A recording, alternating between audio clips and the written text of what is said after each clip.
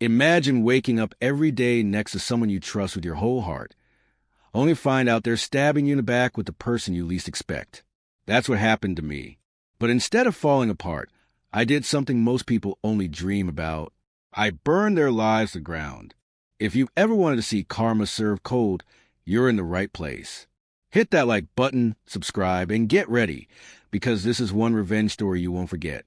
Way back in the early 2000s, life was simple. Or at least, I thought it was.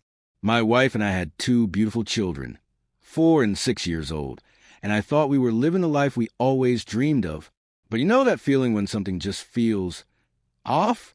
Like a splinter in your mind you can't shake? That was me. At first, it was little things. My wife, who only worked part-time, started taking our kids to her parents' house a lot. And I mean a lot. 2, sometimes 3 times a week. Now, her parents lived 90 minutes away, so it didn't make much sense. But every time I asked, she'd brush me off with the same half-hearted excuses. My gut screamed that something was wrong. I started tracking the mileage on her car.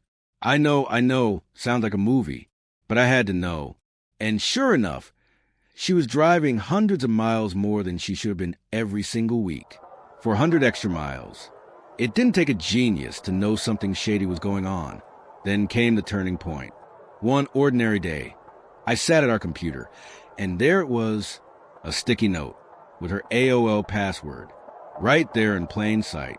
My hand shook as I typed it in, heart pounding so loud I could barely hear my own thoughts.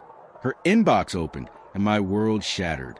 She'd been emailing her college best friend, gushing about how she was hooking up with some old high school boyfriend. My stomach turned as I read every disgusting word. She even made fun of his wife, laughing about how she'd let herself go after having kids. That's when something inside me snapped. I printed the emails, every single one. I needed proof, but I also needed more. I reached out to an old friend who was a cop. He pointed me to a private investigator named Ron. I hired Ron, handed him emails, and gave him every scrap of info I had. Ron didn't disappoint. The report he brought back, it felt like getting punched in the face. Photos, dates, times. Every sordid detail. She was dropping the kids off at her parents', meeting this guy, let's call him Bob, for lunch, and then sneaking off to a cheap motel. That was it. My line in the sand. I hired a divorce lawyer the very next day. I wasn't about to let my kids go through the hell I did when my own parents cheated on each other. But I wasn't done. I asked Ron to dig into Bob. And oh, did he deliver? Bob was married, 3 kids, worked as a VP of sales in his father-in-law's business, lived in a house owned by his in-laws. It was the perfect house of cards. So I set my plan in motion. On the same day my wife got served divorce papers at her workplace, something she absolutely did not see coming, Ron met with Bob's wife. He handed her every photograph, every timestamp, every gut-wrenching truth. Her reaction? Explosive. From the court documents that eventually became public, I found out she wasted no time. She emptied their joint bank accounts, packed up the kids, and left. Her father fired Bob on the spot, since her parents owned their house. You guessed it, Bob got kicked to the curb. It didn't stop there. Bob's world spiraled into chaos. Their divorce was pure venom. It got violent.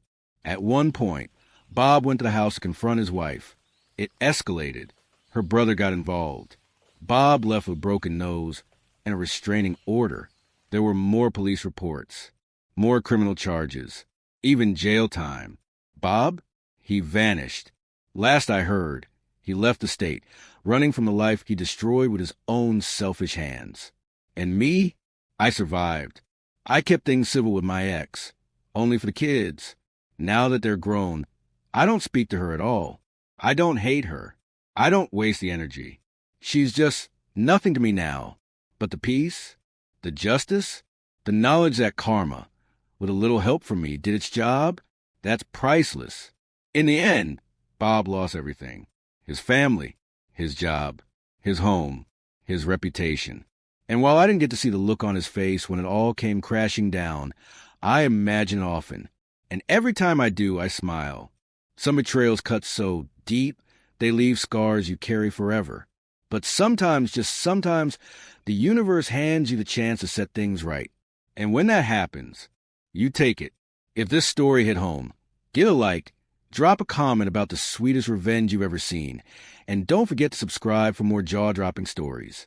Until next time, stay sharp, stay kind, and remember, karma never forgets.